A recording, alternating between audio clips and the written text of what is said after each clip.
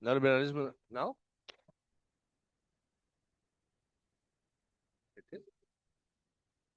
Globalização foi o último que a gente viu? Então tá. Neoliberalismo, gente. O neoliberalismo ele tem a ligação dele, a origem dele, tem a ver com a crise do petróleo de 73, que vocês certamente já estudaram. E para a gente compreender o porquê que o liberalismo vai voltar com essa nova roupinha, que eu digo que o neoliberalismo é o quê? É tipo assim, o neoliberalismo vestia terno e botaram nele um traje esporte chique. Porque vejam bem, o, o liberalismo clássico, que é aquele lá em termos políticos é o do John Locke, em termos econômicos o do Adam Smith, principalmente, ele vai viver o seu primeiro baque, a sua primeira porrada que ele vai levar vai ser a Primeira Guerra Mundial. Porque vamos lá, quando a Primeira Guerra Mundial termina, e o liberalismo, lembrando, foi um dos causadores da Primeira Guerra Mundial, beleza? Quando a guerra acaba, a turma vai falar, mano, a gente não quer mais isso não. O liberalismo nos levou à destruição total. E aí veja bem, Isadora, os valores fundamentais do liberalismo, o valor fundamental, a liberdade e a igualdade, correto?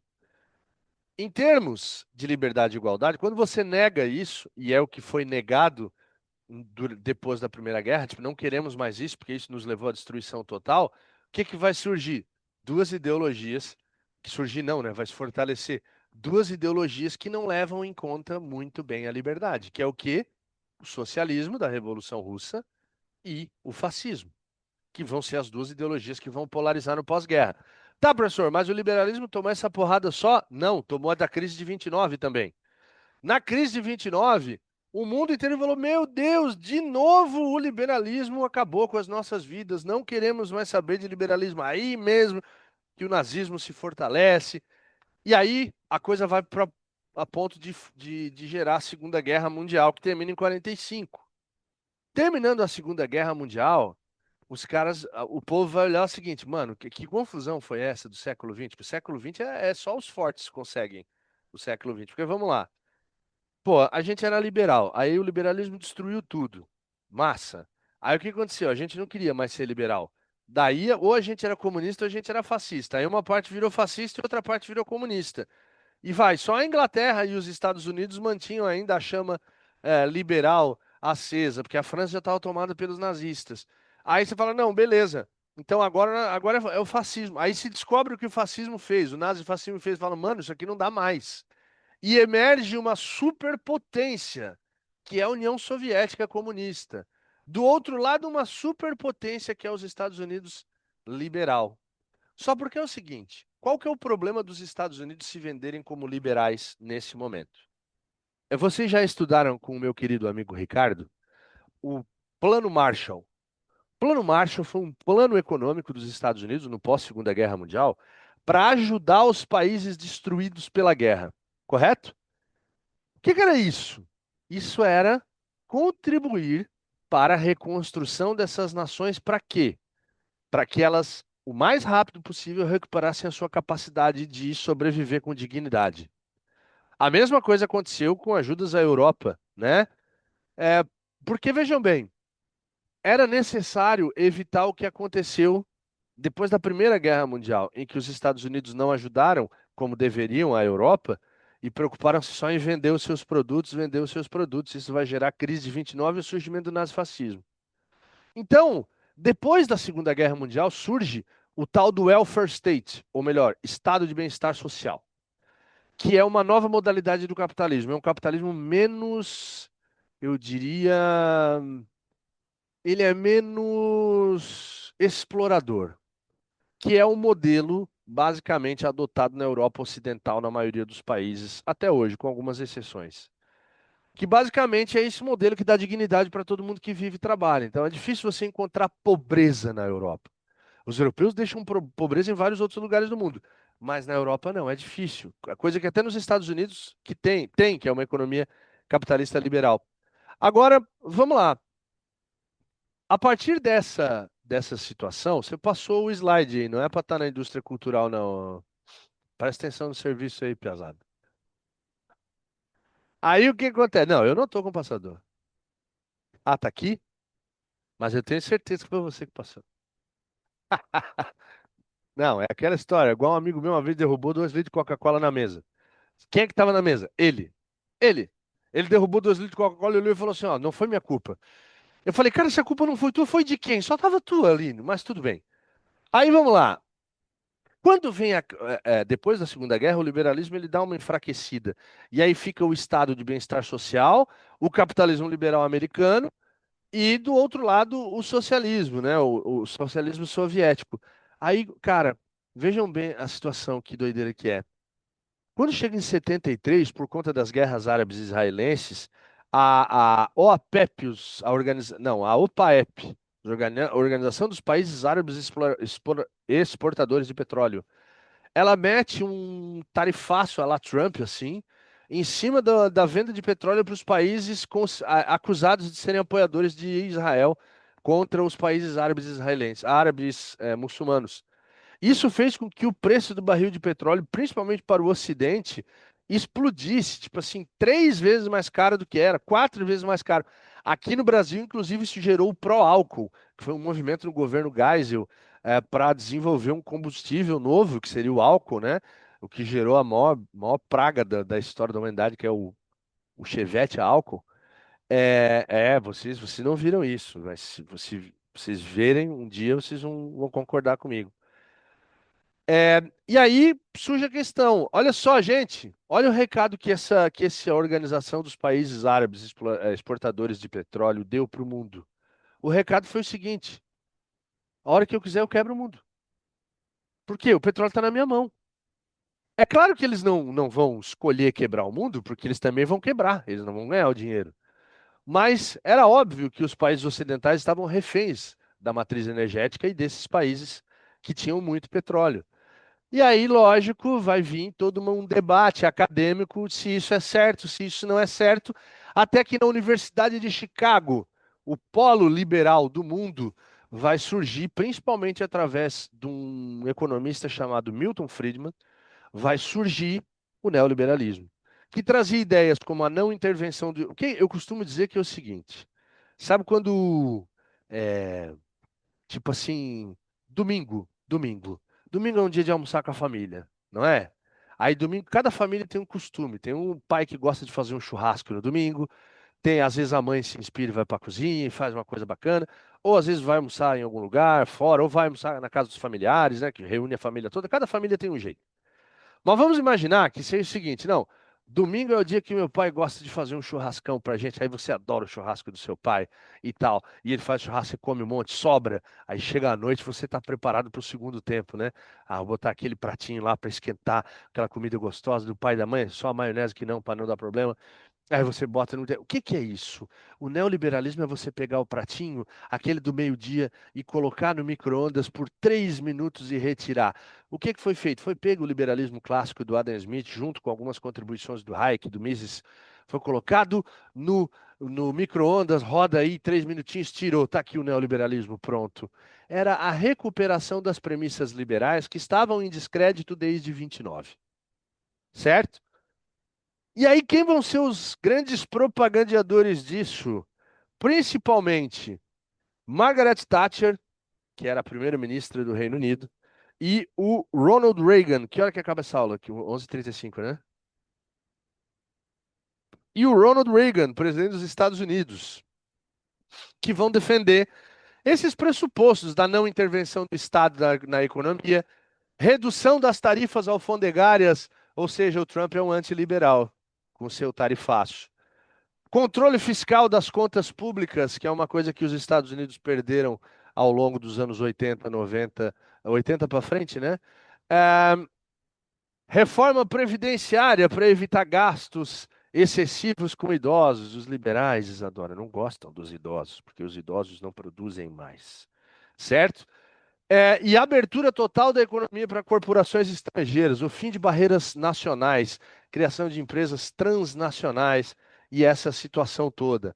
Então, o neoliberalismo vai ser isso. E aí, o neoliberalismo, quando vê a globalização, vai dar uma mãozinha para ela e os dois vão vir maravilhosamente lindos saltitando nos campos verdejantes do capitalismo.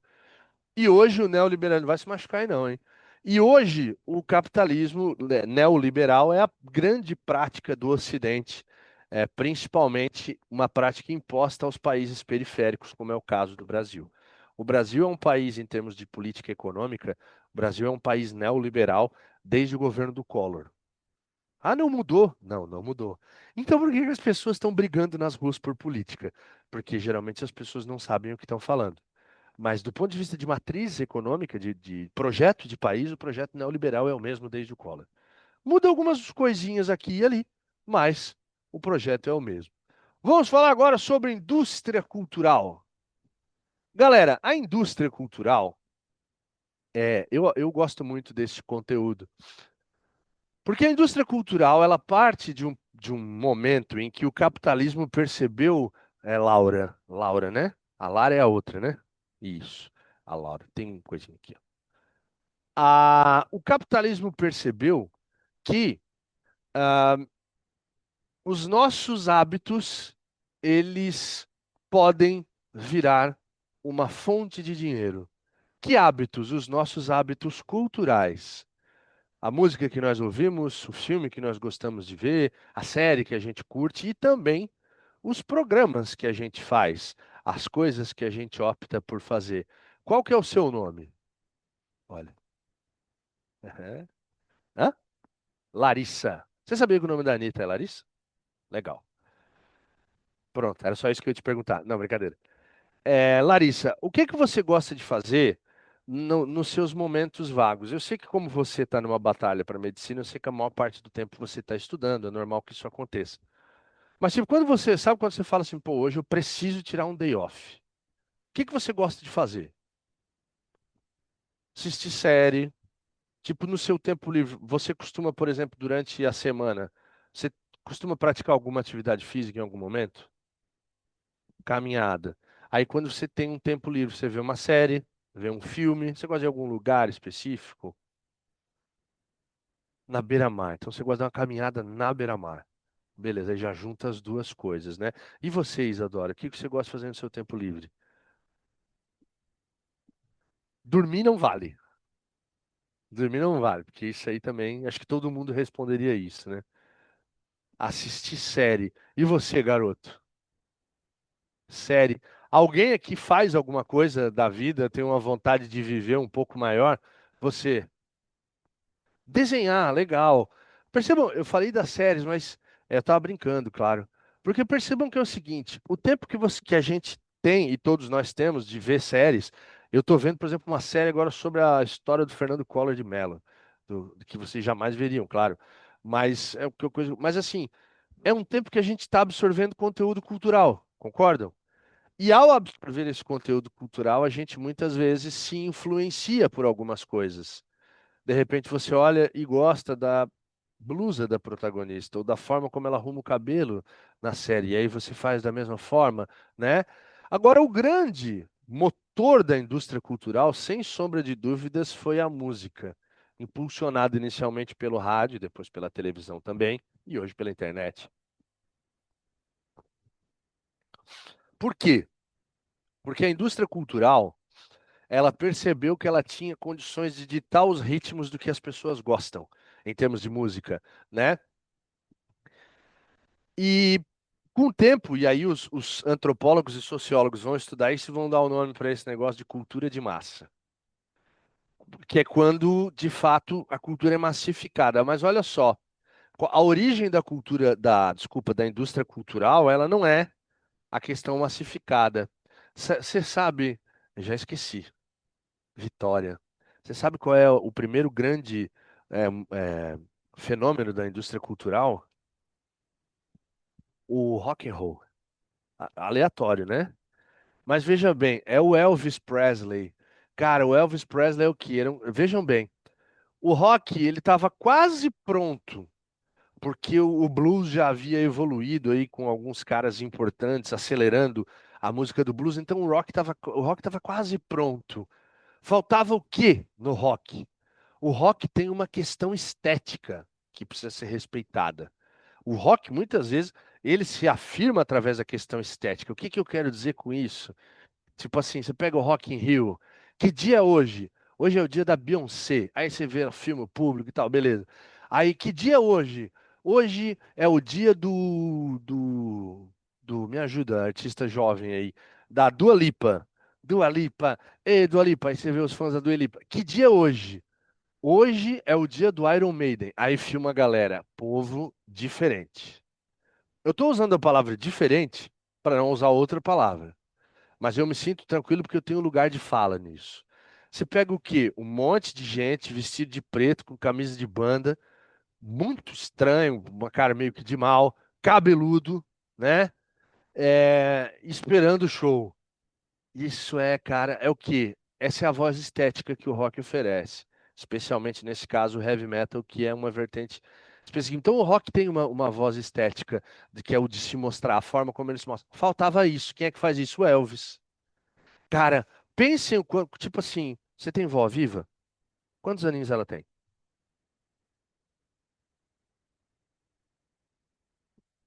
78. Vamos pegar. Então, tipo assim, a sua avó estava nascendo, o Elvis estava começando a agitar. Então, pense em alguma coisa que a cabeça da sua avó de 78 anos. Do nada, aparece um maluco, meio bonitão, alto pra caramba, coloca uma roupa ridícula e sobe no palco e dança pra caramba, e rebola a bunda e faz não sei o quê. Nos anos 50. O pessoal olha e fala: Porra, bom pra caralho isso aí. E o negócio começa a fazer sucesso. Eu estou dizendo que a obra do Elvis é ruim? Jamais. Não sou imbecil de falar uma coisa dessa. Agora, aquilo é muito improvável. Tinha algum investimento por trás disso. Tinha alguém que falou: "Ó, vamos fazer isso que vai dar certo." Por quê?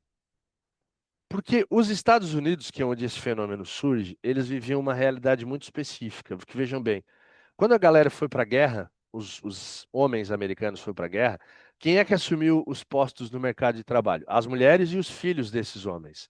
Quando os homens voltam, a economia americana bombando, quando os homens voltam, tem lugar para todo mundo. E aí o que que acontece? Você vai ter a primeira geração de jovens que moram com os pais, que têm dinheiro no bolso, porque estão trabalhando, não tem no que gastar. Então, o que que vão fazer? Coisa para jovem gastar dinheiro. Vem o rock and roll, jaqueta de couro, não sei o quê, motinho, aquelas motinhas que andar para cima e para baixo. Você cria toda uma estética e vende e ganha dinheiro. E aí você tem, aí aquilo mostra para o mundo o seguinte, mano, dá para ganhar grana com isso. E tem outros tantos fenômenos que vão acontecer, mas agora a gente vem para o nosso Brasil, porque o Brasil não é para qualquer pessoa. Não é qualquer pessoa que tem preparo para vir aqui para o Brasil e viver normal. Não. O Brasil é selva. Qual foi o nosso primeiro grande fenômeno da indústria cultural? Hã? Qual que você acha que foi? Como é que é seu nome? Maitê. Seu cabelo ficou muito bonito assim, Maitê. Parabéns. Qual que você acha que foi o primeiro fenômeno? Roberto Carlos? Não. Caetano Veloso? Não. Caetano Veloso nem vendia disco, vendia pouco. Roberto Carlos vendia mais. Mas o Roberto Carlos ele não foi tanto um fenômeno da indústria, ele teve uma participação meio que do governo, assim, para dar o... Não, é o Tchan. Ha! E agora, durmam com esse barulho. Cadê o seu Deus agora? É o Tchan. Porque vejam bem, o axé como um fenômeno ele já existia. O considerado o grande, o cara do axé moderno foi um músico chamado Luiz Caldas, que é um músico talentosíssimo e tal. Mas depois, aí vem o axé, veio depois da lambada. Tipo assim, veio que o brasileiro não tem um minuto de paz. Ela veio a lambada, depois veio o axé. E aí do nada chega o El Chan, que foi uma banda montada na Bahia. Todos aqueles caras que tocavam no El Chan, eles eram caras da noite, de baile, assim. Pega. Aí o que que é? O que você vê na televisão? Sei lá, vai no Faustão. Essa fera é o Chan! Beleza. Aí entra uma mulher bonita, loira, uma mulher bonita, negra, e um negão de 2 metros de altura, todos eles com uma roupa coladíssima, dançando pra caralho no palco, requebrando um monte, e os câmeras dos programas de televisão com closes ginecológicos nas mulheres, e aquela música tocando. Aí veja bem, Isso, eu não quero estar errado, mas deve fazer uns 40, não, não, 40 não.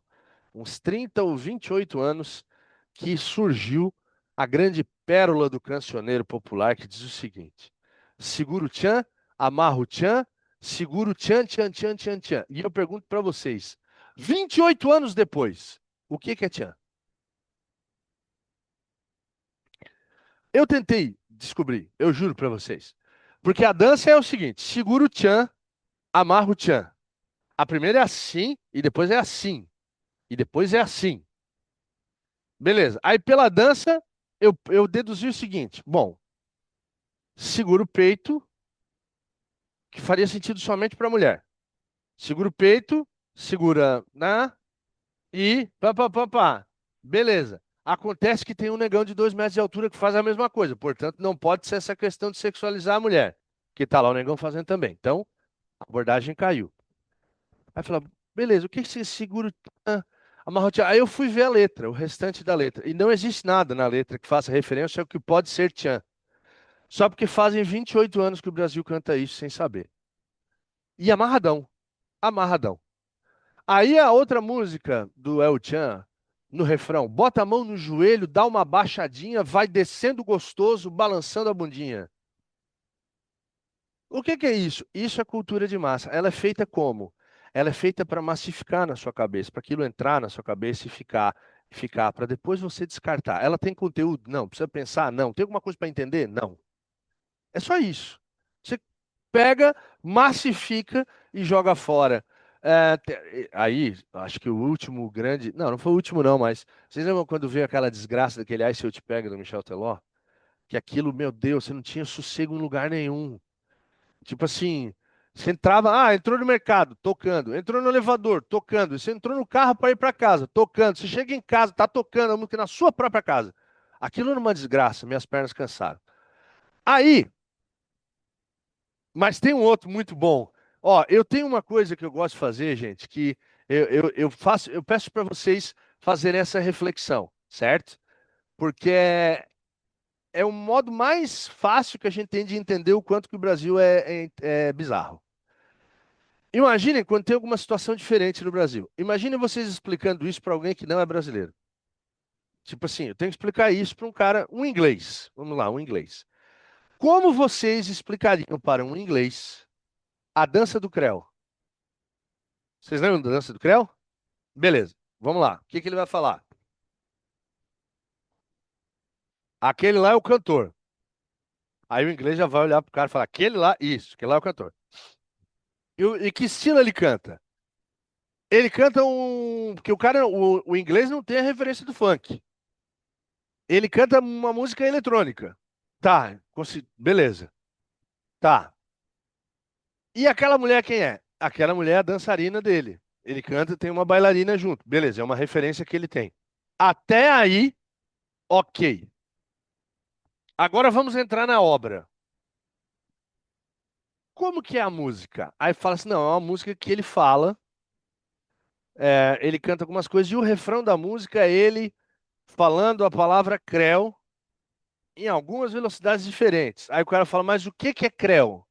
Pra ele entender. Aí o cara só, pra você entender, seria tipo fuck. Na cabeça do inglês fica fuck, fuck, fuck, fuck, fuck. Como é que ele vai entender o sentido disso? Como que vai fazer sentido? E para piorar, ele pergunta: ok, e a mulher? A mulher fica balançando a bunda na mesma frequência que ele fala fuck. Faz algum sentido isso?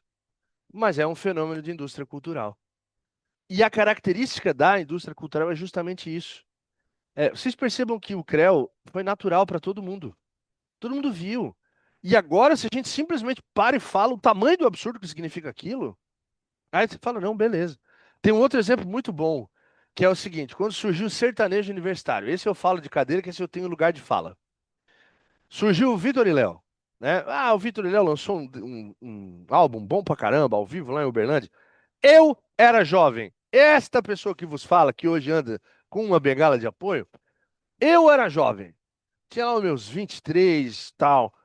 Aí, pouco, aí veio o Jorge Mateus, veio o João Bosco, Vinícius, beleza, todo lugar que você ia tinha uma dupla sertaneja cantando, pau pegando, era gaitaço daqui, e a gente jovem, né? festa pra caramba. Não é igual hoje, que o cara vai. Hoje, na nossa cidade, a gente vai numa festa num dia e no outro dia tá numa UTI. Parece que a gente tá com dengue hemorrágica. Mas naquela época não.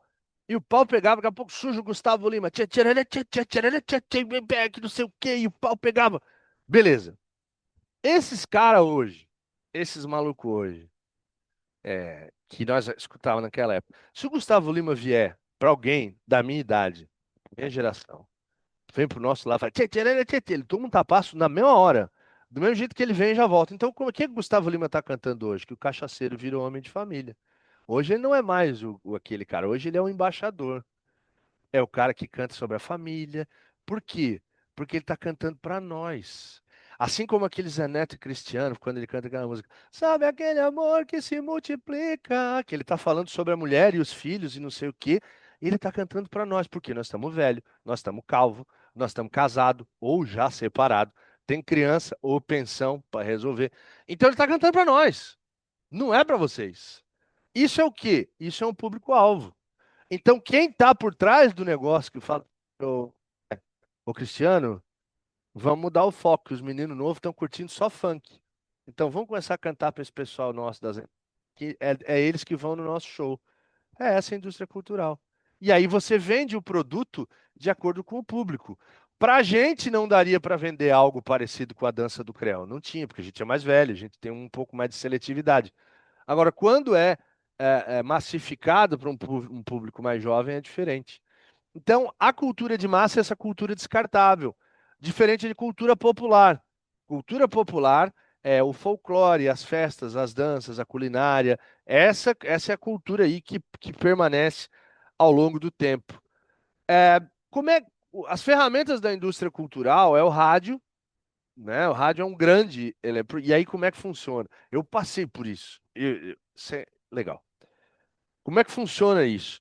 Quando você liga uma rádio, eu não sei como é que é aqui em Floripa, porque eu não escuto rádio daqui. Mas tipo, você entra no carro, você bota numa rádio que toca música sertaneja. Aí tá tocando uma música sertaneja. Aí você não gosta daquela que tá tocando. Aí você bota pra outra rádio que toca música sertaneja. E no intervalo de muito pouco tempo, aquela rádio que você estava ouvindo vai tocar aquela música que você não gostava.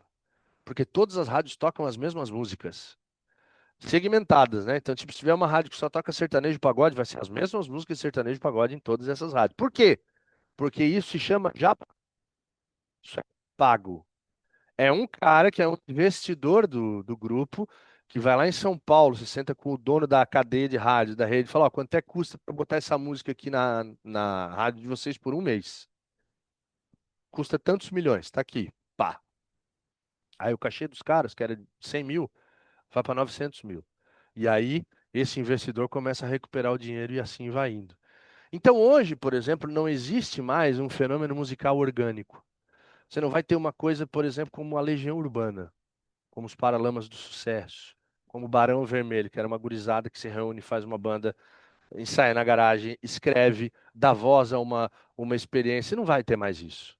Porque hoje, de fato, a indústria cultural tomou conta, da produção cultural brasileira, o que é muito ruim, porque, como eu disse, massifica esse processo e não dá espaço para outras. Mas eu me levantei aqui para contar uma história e.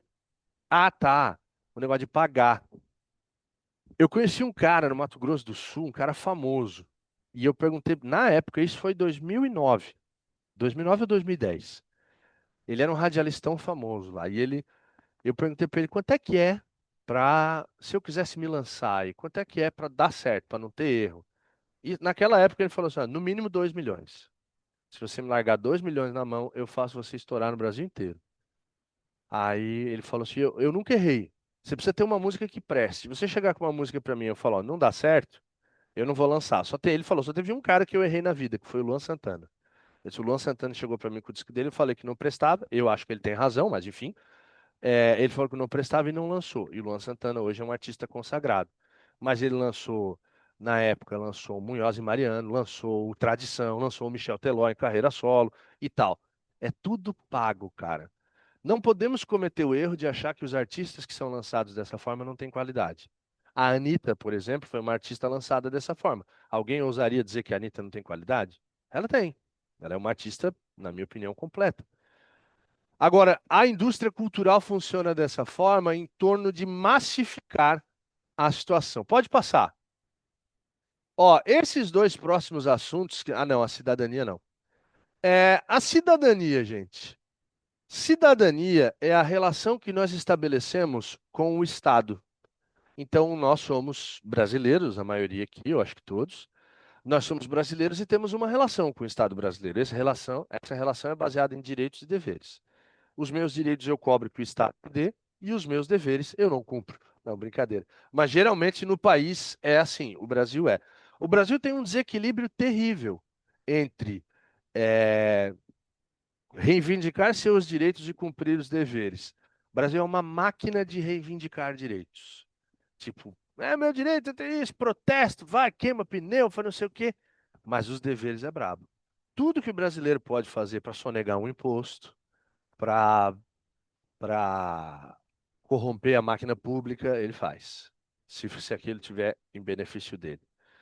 Agora percebam o seguinte: nós, todos, em tese, nós somos portadores dos mesmos direitos e dos mesmos deveres. Você concorda?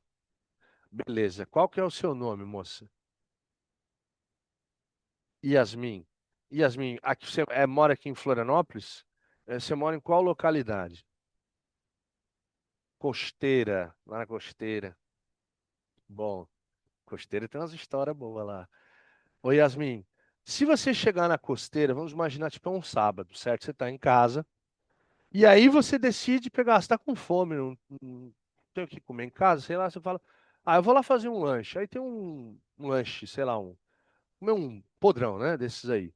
Aí você, tipo assim, é 3 quadras da sua casa. É num sábado, umas 9h30. Aí você fala, ah, eu vou lá. Você calça uma sandália e vai lá com tranquilidade? Não, por quê? Pra você é. Por quê? Porque você é mulher. Qualquer rapaz aqui poderia fazer isso. Ah, professor, mas eu posso ser assaltado. É, difícil, né? Mas pode. Agora, ela pode ser assaltada também, pode acontecer outras coisas. Qual é essa condição que eu acabei de levantar aqui? Marginalização de direitos. Ela não tem o direito à segurança que eu tenho. Ela é submetida a violências que eu não sou submetido. Essa é a ideia de minoria. Por isso que as mulheres são conhecidas como, são classificadas como minoria, mesmo sendo maioria da população. Os negros são classificados como minoria, mesmo sendo maioria da população, negros e pardos, né? Porque isso é um conceito sociológico para abranger e explicar ou especificar grupos que não têm pleno acesso à sua cidadania. Essa é a ideia aos seus direitos, né? Essa é a ideia que se tem de cidadania. E por que que esses direitos não chegam ou não são respeitados? São várias as circunstâncias. No caso do exemplo que a gente deu da Yasmin, a gente tem o patriarcado que funciona de forma intrínseca ao Estado e as próprias famílias, né? Você tem núcleos patriarcais em todo lar, que isso é repetido aí de geração para geração. No caso dos negros, a gente tem o tal do racismo estrutural que age nas estruturas da sociedade, prejudicando os negros, mantendo eles em condições de subserviência aos brancos e tudo mais. Agora, as minorias, portanto, são todo e qualquer grupo que, por alguma circunstância, foi marginalizado de algum direito básico. De quem que a gente está falando? Mulheres, negros, indígenas, idosos, porque os idosos, na medida em que o tempo passa, são marginalizados de alguns direitos, principalmente o direito à saúde, certo? Você tem presidiários. Ah, mas não, presidiário também é considerado uma minoria. Por quê? A gente, quando vai fazer algum tipo de análise, a gente trabalha com a Constituição de um país. Direitos, a gente está falando de direitos e deveres? Qual é o nosso documento máximo? A Constituição. Beleza.